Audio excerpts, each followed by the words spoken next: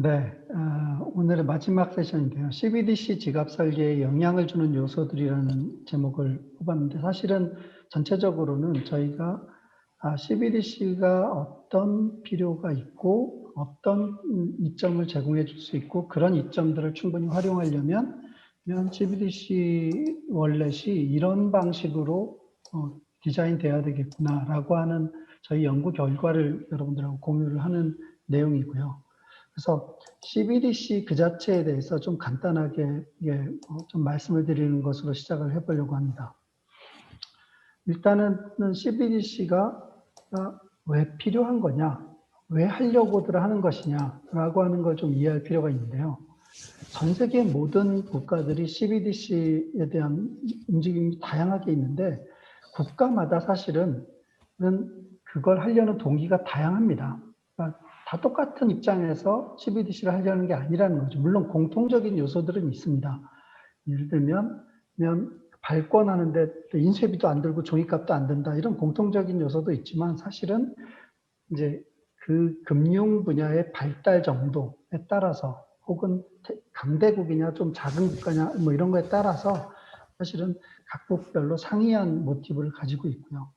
이제 한국의 경우는 이 단계에서 한 세 번째 단계로 제가 분류해 놨는데 금융선진 중소국 영역에 있습니다. 여기에 비슷한 위치에 있는 나라들이 뭐 캐나다니, 홍콩이니, 싱가포르니 이런 위치들에 있을 것 같고요. 그 외에 이제 금융선진 강대국 쪽에서도 CBDC를 하려는 움직임이 있는데 중요한 건 그쪽하고 우리는 관점이 다르다는 거죠. 달성해야 되는 CBDC를 가지고 달성해야 되는 목표가 다르다는 겁니다. 무엇보다도 사실 우리가 어떤 기술을 사회기술 시스템을 만들려고 할 때 그게 우리 해외에서 어떻게 쓰고 있으니까 우리도 그렇게 사용할 수 있다. 이런 생각은 좀 순진한 것 같아요. 우리 입장에서 무엇을 목표로 해야 될 거냐가 명확해야 되기 때문에 심지어는 해외에서 잘 만들어진 레퍼런스를 그대로 한국에 가져다가 어떤 사회기술 시스템을 도입하는 거 이게 대부분의 경우는 워킹하지 않는 경우가 많습니다. 그래서 이제 리테일 CBDC는 크게는 홀세일, 그러니까 금융기관 결제 주로 사용하게 되는 홀세일 CBDC와 소매 지급 결제 영역 혹은 소매 금융 영역에 사용되는 리테일 CBDC로 나눠지는데 오늘 주된 주제는 리테일 CBDC, 즉 일반 유저들이 다루게 되는 리테일 CBDC의 지갑 중심으로 말씀을 드리도록 하겠습니다.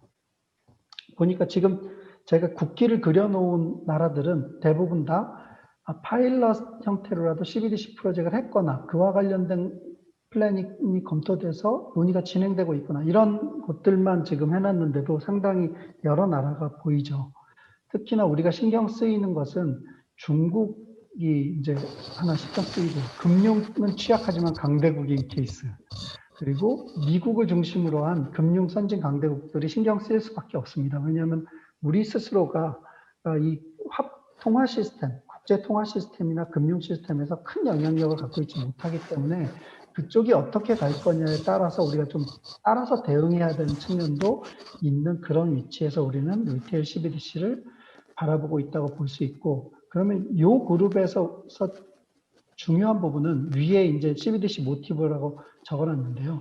핀테크를 진흥하고 금융 경쟁력을 강화하고 자국 통화 영향력을 확대하고 혹은 타국의 통화가 자국의 통화 시장 안으로 치고 들어오는 걸 방어하고 대표적으로 뭐 중국 위안화 같은 경우가 위안화 CBDC가 한국으로 그 영향력을 확대할 가능성이 있기 때문에 이걸 방어해야 되는 목표도 매우 중요하고요. 그리고 또 디지털 경제 중심의 경제 성장 전략을 더 어떻게 가속화할 거냐라고 하는 이것들을 어떻게 달성할 건지가 한국이 CBDC를 생각해 볼 수 있는 중요한 이유인데 사실은 한국은행 입장에서 아주 단기적으로 리테일 CBDC 우리 당장 해야 돼?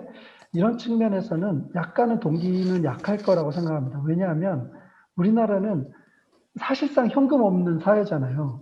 현금 없는 사회고, 그 디지털 경제의 기반이 되는 전자적인 지급수단들이 워낙 잘 발달되어 있기 때문에 CBDC를 새로 깔아서 새로 보급해가지고 얻을 수 있는 단기적인 이익에 비해서 투자가 너무 큰데 이제 아주 장기적인 안목을 본다면 동기는 있겠지만 단기적으로는 상당히 좀 동기가 취약할 수 있다 이렇게 생각이 듭니다. 그래서 뭐 이렇게 각자 저마다 CBDC를 할 이유가 다른데 그럼 이제 우리가 현재 리테일 CBDC의 지갑을 설계하려고 한다고 할 때 고려해야 되는 요소들이 무엇인지 여기서 이제 주로 질문들 이런 질문 답해야 되고 저런 질문 답해야 되고 그걸 검토해 봐야 되고 이 질문들 중심으로 좀 보여드릴 건데요. 첫 번째로는 CBDC 지갑 혹은 계좌와 금융 서비스 계좌 혹은 금융 서비스 간의 관계를 어떻게 정의할 거냐. 아주 극단적으로 보면 CBDC 지갑이나 계좌를 금융 서비스의 일부로 보는 아주 극단적인 시각도 생각해 볼 수 있고요. 다른 한편으로는 그 CBDC 지갑은 금융 서비스와는 완전히 독립적이야. 금융 서비스에 전혀 의존하지 않고도 CBDC 지갑을 쓸 수 있어야 되고 거기에서 CBDC를 사용할 수 있어야 돼라고 보는 시각도 있을 것 같습니다. 근데 우리가 이제 앞서서 말씀드렸다시피 그 우리나라가 갖고 있는 원화의 영향력을 어떻게 확대할 거냐를 생각해 보면 만약에 CBDC 지갑을 금융 서비스 계좌처럼 취급하게 되면 외국인이 우리 원화의 CBDC 지갑을 갖는 것을 전혀 허용할 수가 없습니다. 물론 외국인도 들어와서 어떤 절차를 거쳐가지고 국내 은행의 계좌를 만들 수는 있는데 그 방식이 아니라 외국인이 나 원화를 좀 보유하고 싶어 라고 할 때 어떻게 그걸 허용할 거냐 말 거냐 이런 문제도 안고 있다는 거죠. 그 다음에 이제 금융기관 계좌의 의미가 무엇이냐. 그러니까 CBDC 지갑하고 금융기관 계좌 사이에 어떤 관련이 있는 거냐 라는 부분도 고민을 해봐야 되는 요소고 또 그 CBDC가 현금, 화폐 영역이라면 우리가 뭐 본원통화, 신용통화 이런 얘기를 하는데 금융 서비스하고에서 이게 위계적으로 다른 층위에 있는 것이냐 뭐 이런 것들도 좀 검토를 해야 됩니다. 그 다음이 이제 CBDC의 매우 중요한 부분 중에 하나가 중앙은행 중심으로 전체 통화 금융 시스템을 재구조하는 동기가 될 수 있다라는 점이 계기가 될 수 있다라는 점이 되게 중요한데요. 중앙은행 통제력이 엄청 높아지게 됩니다. 그래서 개개인들이 가지고 있는 CBDC 지갑을 모니터링할 수 있기 때문에 이건 또 혹은 그 키를 발급하거나 사용을 허용하는 데 중앙은행의 통제력이 작동할 수도 있는 거고요. 심지어는 이 지갑 소프트웨어를 배포하는 것도 통제할 수도 있고요.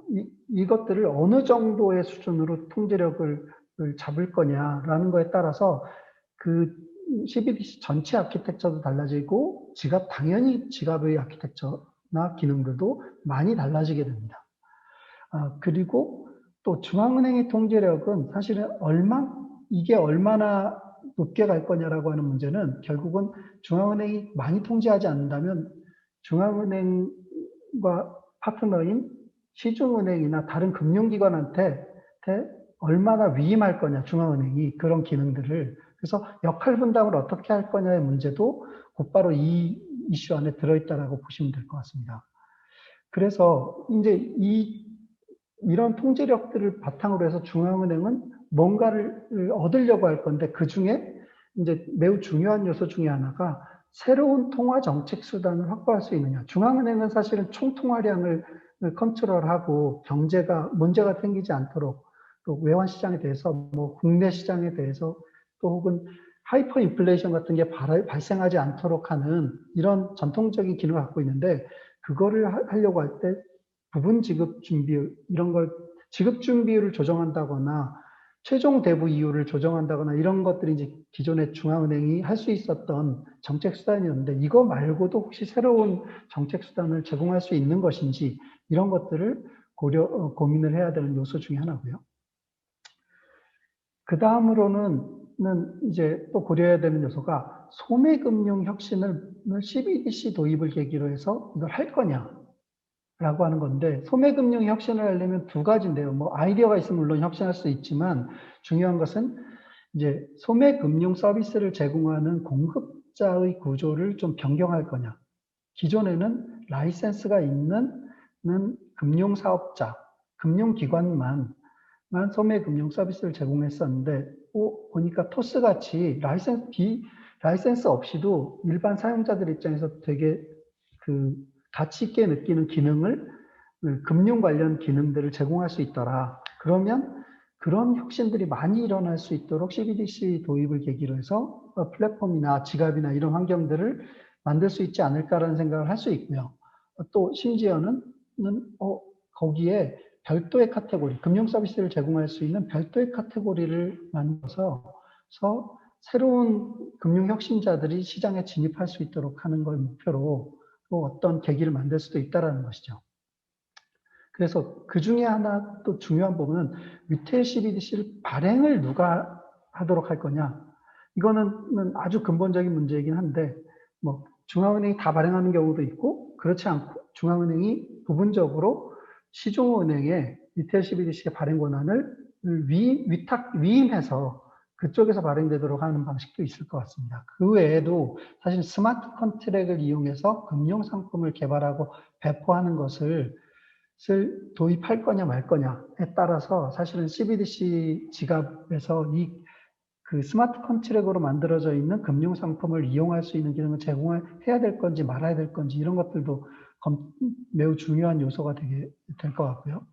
그 다음에 이미 만들어져 있는 금융상품을 그 소비자 주도적으로 자기 주권을 가지고 이 두 개의 금융상품을 연결해서 완전히 새로운 금융적 메커니즘을 만들어내는 걸 유저들한테 허용할 거냐. 셀프 뱅킹인데요. 그래서 지갑 위에서 다양한 종류의 서비스를 결합해가지고 자기가 필요하는, 원래는 그 금융기관의 계좌를 기반으로 하나의 금융 서비스를 받는 게 기존의 방식이었다면, 그게 아니라 독립적인 CBDC 계좌를 가지고 그거를 가지고 여러 금융기관의 서비스를 한 계좌에다가 통합하는 그런 방식도 고민을 해볼 수 있다는 것이죠. 그래서 그 개인의 CBDC 지갑을 기반으로 해서 별도의 가입 절차 없이 모든 기관의 금융상품에 접근할 수 있게 할 것이냐.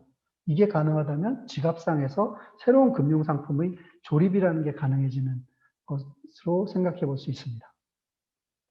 그래서 이런 조립을 한다는 게 결국은 자기주권 뱅킹, 그리고 프라이버시 이런 것들하고 연결되어 있는데요. 이 CBDC에 있어서 프라이버시 문제는 사실은 이게 매우 이제 민감한 문제입니다. 왜냐하면 중국 같은 경우는 CBDC를 도입하는 동기가 니네들 지갑을 다 내가 들여다 보려고 라고 하는 동기가 있는 나라도 있기 때문에 이제 사실은 CBDC 관련된 당사자들이 모이면 중앙은행이나 정책기관들이 전 세계에서 모이면 중국을 제외하고는 다 제일 큰 고민이 그거랍니다. 이거 어떻게 받아들이게 하지? 이걸 어떻게 쓰게 만들지? 라고 하는 고민인데, 그러기 위해서는 사실은 상당히 자기주권이나 프라이버시를 CBDC가 설계적으로 잘 담아낼 수 있어야 되고요. 그래서 소액 현금 거래에 대한 완전 익명성을 보장할 건지, 또 지갑 소프트웨어도 중앙은행이 공급하는 거 말고도 그 개인들이 다른 제3자의 소프트웨어를 선택할 수 있는 걸 보장할 건지, 또 CBDC 거래 정보를 어떻게 통제하고 공개할 건지, 이런 것들이 사실은 다 검토돼야 되는 요소고요. 또 최종적으로는 법률에 의한 모니터링과 재산권 제한, 동결이나 합수 이런 것들은 이제 반드시 제공해야 되는 요소로 다들 생각하고 있는데, 근데 이거를 제공할 건지 말 건지 뭐 이런 것들에 대해서도 고민을 해야 되는 요소로 보실 수 있습니다. 그래서 이런 이제 검토 요소들을 기반으로 해서 저희가 제시하고 있는 레퍼런스 디자인을 간단하게 설명을 드리도록 하겠습니다. 저희가 제시하는 레퍼런스 디자인의 CBDC 에코시스템 모델은 이렇습니다. 기본적으로 중앙은행이 있고요. 실명 인증 가능한 사용자와 실명 인증이 불가능한 사용자, 즉 뭐 소액의 원화를 사용하기를 원하는 외국인이라든가 이런 사람들은 심지어 외국에 있는데 한류 상품 구입하려고 원화를 좀 갖고 싶은 이런 사람들이 있으면 그거는 실명 인증은 불가능하지만 원화를 사용할 수 있도록 해주는 게 맞다라고 본 거고요. 또 그 CBDC 도입에 있어서 원화의 영향력을 국외로 확대하는 거에 있어서도 실명 인증 불가능 사용자를 포용하는 거는 매우 중요한 일이라고 보고 있습니다. 그 다음에 중요한 게 세이프키퍼입니다. 세이프키퍼는 사실은 지금 이렇게 새로운 사회기술 시스템이 들어오면 디지털 디바이드 같은 새로운 기술에 대해서 익숙하지 않은 세대와 익숙한 세대가 구분되면서 익숙하지 않은 세대들이 새로운 서비스로부터 소외되는 경향이 생깁니다. 그거는 스마트폰에서도 마찬가지였고요. 근데 만약에 CBDC가 들어오게 되면 내가 온전하게 내 지갑을 다 관리해야 돼. 이거 잃어버리면 너 돈 다 잃어버리는 거야. 이런 방식으로는 이 지갑을 개인들이 매니지할 수 없다고 생각하고요. 그렇다면 이제 누군가가 안전을 좀 안전하게 사용할 수 있도록 도와주면서 서로 잃어버리더라도 복구 가능한 역할을 도와줄 수 있는 믿을 만한 존재라는 측면에서 세이프키퍼, 여기는 앞서서 쭉 설명됐었던 MPC 서버를 운영하는 주체의 자리라고 보실 수 있고요. 그렇게 해서 세이프키퍼 자리도 있고 또 하나는 금융기관이 또 중요한 역할을 하는데 어쨌든 금융기관은 금융 서비스 제공자로서도 중요하지만 이 지갑 서비스를 유저들이 안전하게 사용하는 데 도와줄 수 있는 존재로서 금융기관도 중요한 역할을 한다고 보고 있습니다. 그리고 그 외에 금융혁신 사이드에서 보면 비면허의 금융 서비스 공급자가 이렇게 CBDC 월렛을 통해서 금융 관련 서비스들을 제공할 수 있도록 하는 것이 중요하고요. 또 하나는 공공 서비스 공급자인데요. 정부 같은 거죠. 지방정부나 중앙정부. 요번에도 코로나 사태 때문에 사실은 재난지원금을, 재난기본소득, 재난지원금 뭐 이런 것들을 지급했는데 다 금융기관을 통해서 지급할 수밖에 없었거든요. 근데 만약에 전 국민이 모두 이런 CBDC 지갑을, 실명 인증된 CBDC 지갑을 갖고 있다면 정부 입장에서는 매우 적은 전달 체계 비용으로 또 전 국민에게 현금성 복지, 지원금을 제공해 줄 수 있게 되겠죠. 그 외에도 뭐 통화금융사법감독기관들도 이 에코시스템의 한 구성 요소로 보고 있습니다. 이제 기본적인 컨셉 단위로 좀 브레이크다운해서 설명드리도록 하겠습니다. CBDC 지갑은 현금 지갑과 은행 계좌 중 무엇에 가까운 거냐라고 했을 때 저희는 가입이나 등록 없이 자유롭게 생성하는 현금 지갑에 훨씬 가까워야 된다고 보고 있습니다. 그래서 어떤 금융기관에 가입하지 않고도 지갑 소프트웨어만을 가지고 CBDC 계좌를 만들어낼 수 있어야 되고 지갑을 세팅하고 그 안에 복수의 계좌를 만들 수 있어야 되고요. 그래서 자기가 그거를 실명 인증해서 사용할 건지 실명 인증 없이도 사용할 건지 이런 것들도 스스로 결정하는 게 맞다고 보고 있습니다. 두 번째로는 온 국민이 디지털 디바이드의 제약을 넘어서 지갑을 사용할 수 있어야 한다라는 것이고요. 이러려면 MPC 세이프키퍼를 이용해서 안전하고 쉽게 생성도 하고 복구도 가능한 키관리 스킴을 제공해야 된다는 거죠. 그래서 왼쪽에 두 개의 그림을 보여드렸는데요. 첫 번째로는 그냥 실명 인증 없이 세이프키퍼하고만 같이 G2파티로 지갑을 계좌를 생성하는 케이스입니다. 그렇지 않으면 이제 세이프키퍼를 사용하지만 실명 인증을 할 경우에는 중앙은행도 끼어서 실명 인증된 CBDC 계좌를 생성하는 케이스고요. 그래서 쉽게 사용하지만 자기 주권이 명확하고 안전한 지갑. 사실 왼쪽 상단에 있는 그림처럼 실명 인증하지 않은 계좌를 만들게 되면 안전하기는 하지만 누구도 이 지갑의 주인이 누군지 알 수는 없죠. 그래서 그런 점에서 프라이버시를 구현하는 레이어 중에 하나는 키를 생성하고 그걸 등록하는 레이어에서 일단 프라이버시가 하나 구현되는 레이어 중에 하나라고 볼 수 있고 또 다른 하나는 거래 기록들이 누구한테 접근을 허용할 거냐라고 하는 것 쪽에서 프라이버시 기능을 제공할 수 있다라고 보고 있습니다. 그래서 뭐 MPC 세이프 키퍼는 그 신원 인증을 할 수도 있고 안 할 수도 있고요. 예. 세이프 키퍼를 이용해서는 키를 생성할 수도 있고 복구하는 데 세이프 키퍼의 도움을 받을 수도 있고요. 또 세이프 키퍼는 기본적으로 앞서서 말씀드렸던 MPC 서버처럼 코사이닝 하는 존재로 참여를 하게 되고, 세이프 키퍼를 2FA 설정을 통해 가지고 나는 이 지갑에 대해서 이 CBDC 계좌에 대해서 어떤 보안 정책을 걸 거야. 개인들이 그런 거 있지 않습니까? 지갑도, 현금 지갑도 사실은 가방 안에 넣어서 보호할 건지 아니면 뭐 허리에 둘러 찰 건지 그냥 옷 속에 집어넣으면 되는 지갑인지 돈이 얼마나 들었는가에 따라서 사실은 관리 방법이 다르듯이 마찬가지로 설정이 가능해야 된다고 보고 있고요.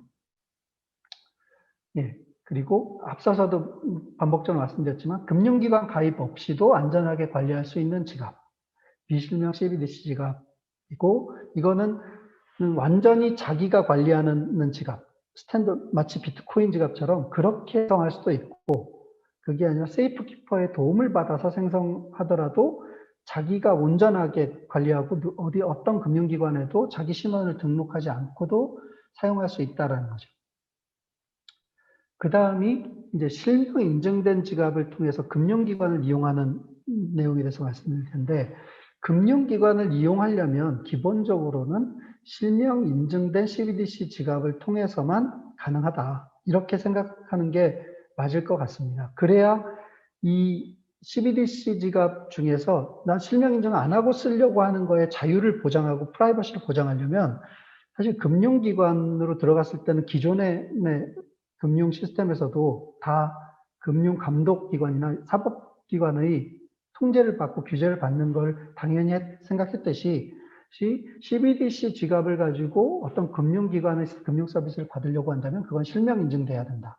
실명 인증된 지갑을 생성하려면 어떻게 되느냐? 처음에 생성할 때는 그냥 그 중앙은행과 세이프키퍼를 통해서 신원 인증을 하면서 지갑을 생성하게 되고요. 지급과 계좌를 생성하게 되고, 이 생성된 지갑을 그 시중 금융기관의 한 부분을 키를 위탁함으로써, 즉 세이프키퍼 자리에 금융기관을 끌어들이고 세이프키퍼와 함께 금융기관의 분산키를 하나 제공함으로써 사실은 이제 실명 지갑, 실명 계좌의 금융기관 위탁이 이루어집니다. 그래서 직접 만들고 금융기관에 위탁하여 관리하는 지갑이 이 CBDC를 이용해서 금융기관의 서비스를 이용하는 첫째 방법이라고 보시면 될 것 같고요.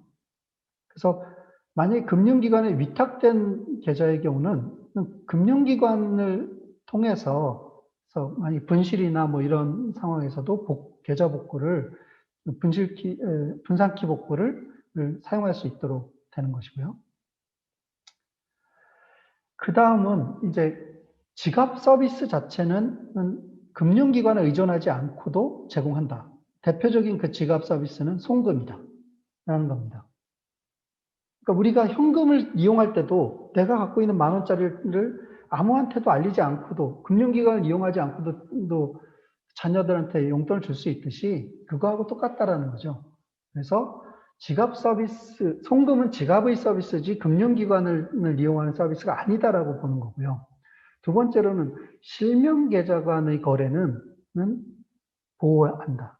함부로 접근할 수 없도록 만들어줘야 된다는 거죠. 여기에 익명화를 하는 방법은 뭐 여러 가지 방식이 있을 텐데, 대표적으로는 뭐 제로 널리지 프루프 같은 걸 이용할 수도 있고요. 아니면 아예 노드에 접근하는 것을 제한적으로만 노드 데이터에 접근할 수 있도록 해서 보호하는 방법도 있는데, 사실은 블록체인을 사용할 때 제일 큰 이익 중에 하나가 노드에 있는 데이터를 아주 여러 이해 당사자가 자유롭게 접근한다는 점에서 나오기 때문에 그런 방식은 적합하지는 않은 것 같습니다.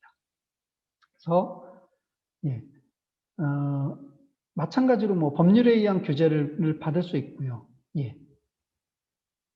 그 다음이 금융기관에 자금을 맡기지 않고도 사용 가능한 금융 서비스. 그러니까 지갑의 기능과 부가 기능으로 구현하는 혁신적인 핀테크 금융 서비스가 가능할 것이라고 보고 있습니다. 물론 당연히 이제 금융기관에 그 자금을 맡기고 뭐 금융 서비스를 받는 그런 것도 당연히 유지될 거고, 그게 발전되는데도 또 CBDC가 매우 중요한 역할을 할 수 있을 거라고 생각하는데, 중요하게는 우리가 토스에서 경험해 봤듯이 직접 고객의 돈을 받지 않고도 고객한테 되게 가치 있는 금융적인 기능들을 제공할 수 있다라는 점에서 지갑은 그런 서비스들이 인티그레이션 되고 딜리버리 될 수 있는 중요한 채널이라고 볼 수 있을 것 같습니다. 그 다음이 이제 앞서서도 간단하게 말씀드렸던 것처럼 그 실명 인증된 CBDC 지갑을 통해서 전달되는 행정 공공 사법 서비스가 가능할 것 같고요. 여기는 전달 체계 비용을 최소화한 공공 서비스와 중앙화된 금융자산 통제라고 하는 것을 그대로 관철시킬 수 있을 것으로 보고 있습니다.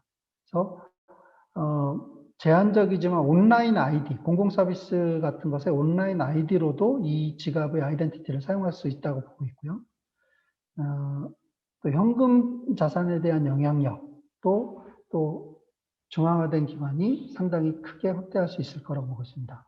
그래서 저희가 이제 이런 요소들을 다 고려해서 저희는 주 타겟은 물론 월렛을 어떻게 디자인할 건가인데, 이런 것들이 원활하게 작동하려면 전체 스택이 어떻게 돼야 되는지를 그려본 겁니다. 그래서 블록체인 코어부터 펑셔널리티 엔진, 또 펑셔널리티 로직이나 폴리시, 그리고 애플리케이션, 그 레이어, 다양한 레이어에서 지금 보시는 것들과 같은 그런 부분들을 갖춰져 있어야 저희가 이 점선으로 표시한 키 매니지먼트부터 오퍼레이셔널 스트럭처, 월렛까지 이르는 그 영역에 좋은 디자인을 할 수 있을 것이다, 이렇게 생각을 하고 있습니다. 리테일 CBDC의 기술적인 요소들을 보면 이제 저희가 제시한 레퍼런스 디자인에서 사용된 걸 기준으로요, 스마트 컨트랙을 지원하는 블록체인이 있어야 됩니다. 왜냐하면 지갑을 생성하는 데도 쓸 거고 또 금융 서비스를 생성하고 배포하고 제공하는 데도 스마트 컨트랙이 사용되기 때문입니다. 그리고 CQMPC 분산키 생성 기술을 사용해야 되고요, 세이프키퍼를 위해서. 그리고 분산키의 임계 서명, 세이프키퍼나 금융기관과의 코사이닝을 위해서 이게 반드시 필요하고요. 두 번째로는 그 다음으로는 분산키 리쉐어링에 대해서 한 가지 케이스를 말씀드렸는데, 세이프키퍼랑 일단 2 of 3 쉐어 생성한 다음에 그 지갑을 가지고 금융기관에 가입하는 경우에 금융기관한테 새로운 쉐어를 리쉐어링하면서 가입하게 된다, 뭐 이런 말씀드렸는데, 사실은 한 금융기관에서 그 지갑을 들고 다른 금융기관으로 옮겨갈 때도 또 이 리쉐어링은 사용할 수 있게 됩니다. 그래서 금융기관의 허락을 받지 않고도 또 자기가 위탁했던 지갑을 그대로 다른 금융기관으로 옮겨갈 수 있는 권한을 소비자에게 줄 수 있게 되고요. 그 다음에 웹 기반의 UX를 제공할 수 있어야 될 것이라고 보이고요. 왜냐하면 이거는 앱 형태로도 물론 쓰이는 경우가 많이 있지만, 웹하고의 인테그레이션 된 그 CBDC 지갑이라고 하는 거는 인터넷 생태계에서 얼마나 친화적일 것이냐라고 하는 걸 결정하는 매우 중요한 요소라고 보고 있습니다. 그 다음이 제로 날리지 프루프를 이용한 익명화. 이건 실명 계좌의 지갑 서비스에 대한 프라이버시를 지켜주는 데 필요할 것이라고 보고 있고요. 또 CQMPC와 함께 사용하는 2FA, 세이프 키핑 영역에서 매우 중요하게 사용될 수 있을 거라고 보고 있습니다. 그리고 HD키, 하이어키칼리 데피니틀리 생성하는 복수의 키를 생성하고 쉽게 관리할 수 있도록 해주는 스킴이고요. 그리고 이제 이거는 하나 그냥 넣은 건데요, 포스트 퀀텀 대응 시나리오가 있어야 된다. 최소한 리테일 CBDC라면 그것을 최소한 몇십 년 이상, 한 100년 뭐 이렇게 본다고 생각한다면, 퀀텀 컴퓨팅에 의해서 어택이 들어올 수 있는 상황이 만들어진다면, 지금 당장은 뭐 ECDSA나 EDDSA 같은 암호 알고리즘, 퀀텀에 대해서 저항성이 낮은 알고리즘을 쓸 수밖에 없지만, 그런 시점이 오면 그냥 완전히 새로운 메커니즘으로, 새로운 알고리즘 이전해 가기 위해서 포스트 퀀텀 대응 시나리오가 필요하다고 보고 있습니다. 네. 그래서 저희가 제시하는 CBDC 레퍼런스 지갑의 설계를 만약에 도입하게 된다면, CBDC에서 도입하게 된다면 이런 효과들을 볼 수 있을 것 같습니다. 일단은 CBDC 보급에 용이한 UX를 제공합니다. 프라이버시, 편리성, 안전성 이런 것들을 제공할 수 있고요. 또 중앙은행에게 저비용의 충분한 금융감독 규제 수단을 제공합니다. 물론 중앙은행이 더 큰 걸, 더 강한 규제 수단을 원해, 더 강한 통제력을 갖고 싶어 이렇게 욕심을 내실 수도 있으나 그것까지는 아니라고 한다면 충분한 규제 수단을 제공할 수 있다고 보고요. 그 다음에 금융 소비자의 주권을 강화하게 됩니다. 예. 그리고 금융기관의 비용 구조를 혁신할 수 있는데, 이거는 사실 계정계에, 물론 지금 현재 사용되는 계정계 시스템들 내부적으로 사용되는 것들은 뭐 상당히 많이 그대로 사용하셔야 되겠지만, 금융기관들이 부담을 주지 않아도 되는 부분들을 상당히 많이 만들어내면서 CBDC 인프라를 활용하기만 하면 되는 부분에서 비용을 좀 줄일 수 있을 거라고 생각하고요. 그 다음에 이제 스마트 컨트랙 기반의 혁신적인 금융 서비스를 수용하고 혁신적 비면허 금융 서비스의 발생 가능성을 강화할 수 있을 거라고 보고 있습니다. 그 다음으로 마지막으로 통화 시스템의 정책 및 행정 공공 서비스 수단으로서의 역할을 확장할 수 있을 것으로 기대를 하고 있습니다. 네, 제 발표는 여기까지입니다.